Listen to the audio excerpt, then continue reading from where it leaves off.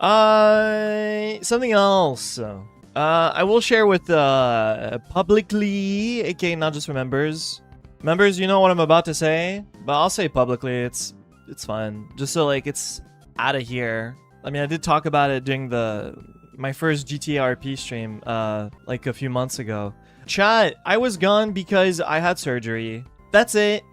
Oh, I'm cured, which is pretty awesome. That's it. What surgery? So, for those who don't know, maybe for those who started watching recently, so a long time ago, Yuki Wilson was playing Project Zomboid. And this is like 3 years ago. And something happened on stream, which pretty much annoyed me because I had to basically publicly tell stream what happened. I kind of wanted to like keep it to... I didn't want to go public with it, honestly, at the time, because I thought like, I don't know, I didn't want to worry people or like make a big deal out of it, blah, blah, blah, blah, blah, blah, blah, blah, blah, blah. But basically, like, my heart used to have these episodes where it would, like, start beating incredibly fast and, like, and be really, really uncomfortable in my chest. Like, I'm talking, like, 160 BPM. Like 170 BPM. In worst case scenario, I mean, we'll talk about that later, but it can get even higher. And I feel incredibly uncomfortable and I have to relax and like, you know, breathe slowly, and eventually like it just literally just resets like in a beat. It doesn't slowly go back to normal. Like, because I knew that's why it wasn't a panic attack, because it doesn't just like, it doesn't slowly go back to normal. It just under like one beat, it goes back to normal. It's wild. Basically, it wasn't dangerous for a long time. So I was just thinking to myself like, well, yeah, you know what? I should seek like professional opinions about this. And I go see a cardiologist in Canada and I do a bunch of tests, blood, running test. They record my heart for like a week with like a little device on my chest. They do a bunch of stuff, right? And my doctor was like, I think you have panic attacks. And I go see the cardiologist. The cardiologist goes, I think you have panic attacks. And I'm like, I'm not nervous. I'm not stressed or anything. And it kind of confused me. And then I moved to Japan. And that's where like, you know, basically that changes a lot of stuff where I would need to get a new doctor and blah, blah, blah. So like back in February, I had to call an ambulance because my heart wouldn't stop after like 5 hours or whatever, and I started coughing blood. So I called an ambulance and I was admitted to the ER. That was like during District V.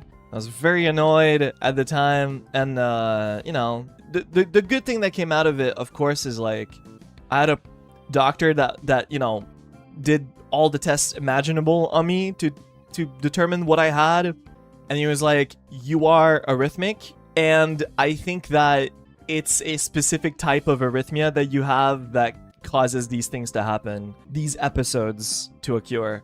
And he was like, basically like, hey, after you're discharged, you know, let's have another meeting and we'll talk more. And like, sometimes I was busy not streaming because I would go see my doctor and we would have a meeting and then like we would talk about stuff. And he was like, I think you need surgery. And I was like, oh, surgery? And I started freaking out because I thought like, is this like this is my heart we're talking about? Surgery?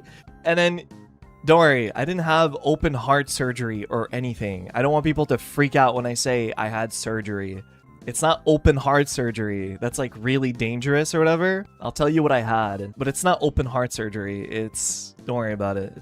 The procedure was not dangerous, but I was admitted at the hospital, and basically, what they did was, I forgot what you call this, but basically they opened my main artery in my inner thigh, where your main artery is, like vein, and they shoved the tube in there, and they went all the way to my heart, and basically they were like purposely trying to start my heart, like so it goes crazy.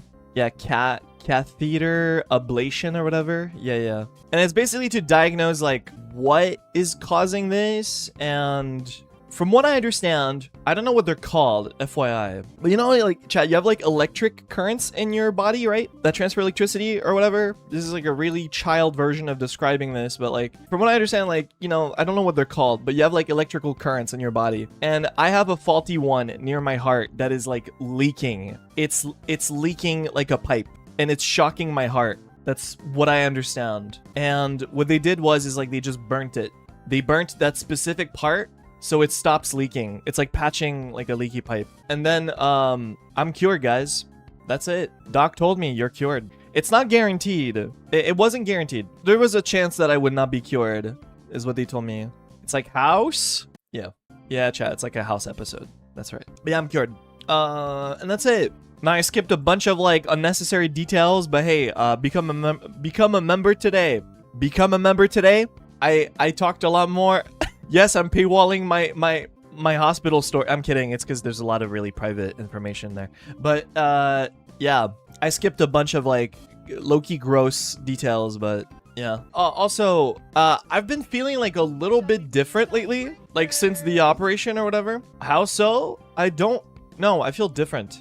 In a good way, by the way. Like my chest doesn't feel so heavy. Don't take caffeine for a while? No, it's fine. I was told I wasn't told you can't do this, you can't do that. The only thing they told me was like, don't take off the tape on your wound for like a few days. That's all they told me.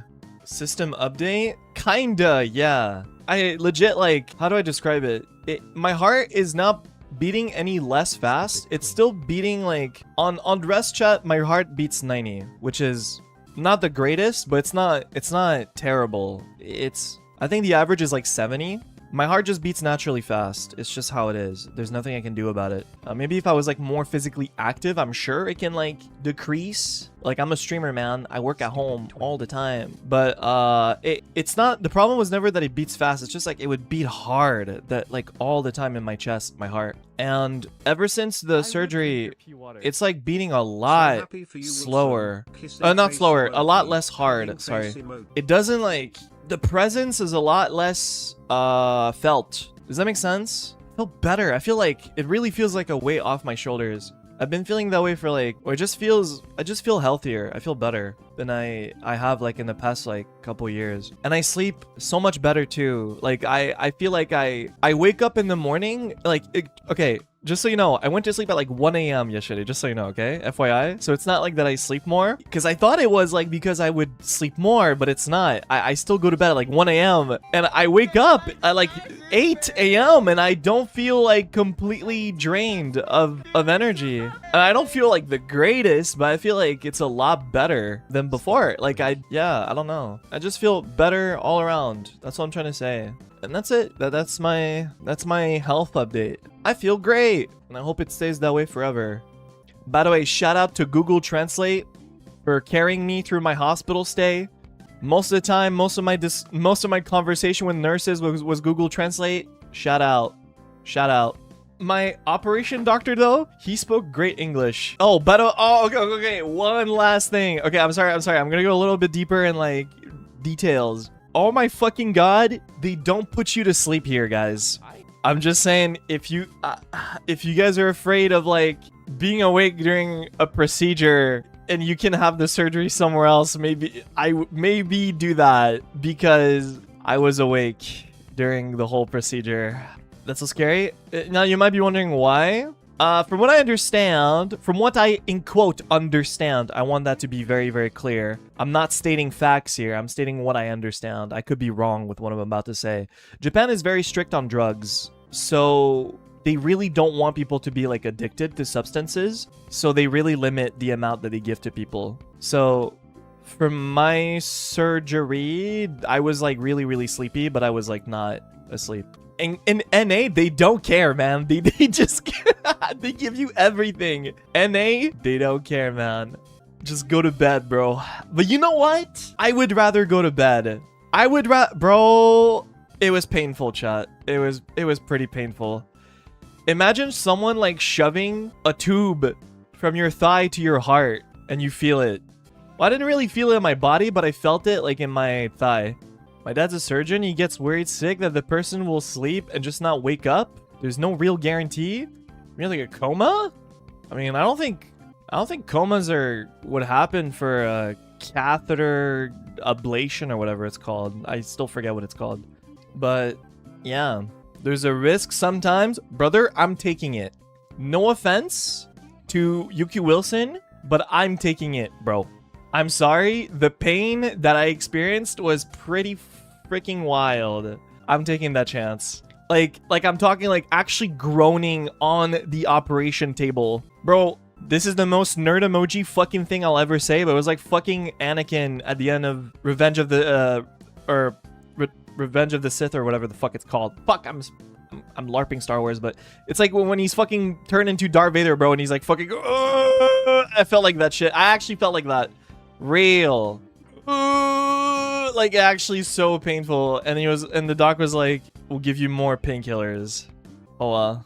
There was local anesthesia. Basically, I was like really, really sleepy, like super tired, and I would like fall asleep for like maybe a minute, and then they would literally poke around my heart to like start it to go fast, and then I would wake up from that every like couple minutes, because basically they were diagnosing me. Not only were they trying to cure me, but before curing me, they had to diagnose like what kind of arrhythmia I have or where the leaking pipe was in my body. So like to do that, they had to test, and how to test? Well, you kickstart my heart.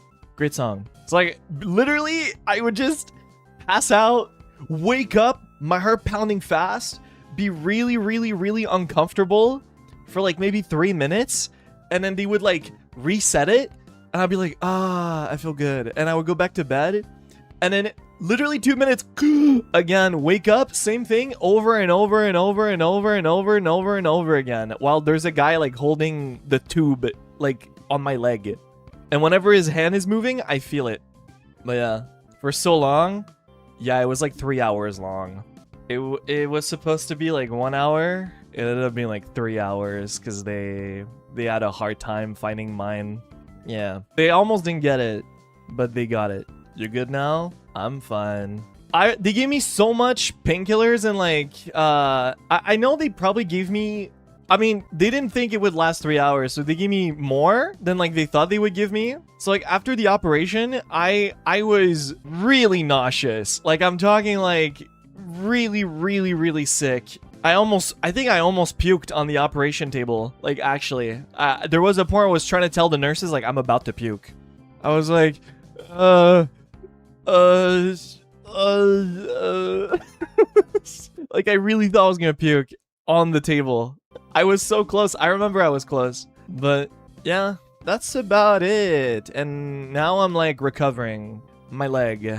Guys, I limp when I walk. They didn't give me Vicodin though. Oh, by the way, last statement about my health. Don't feel like you have to be nice to me because I had like, you know, because I went to the hospital.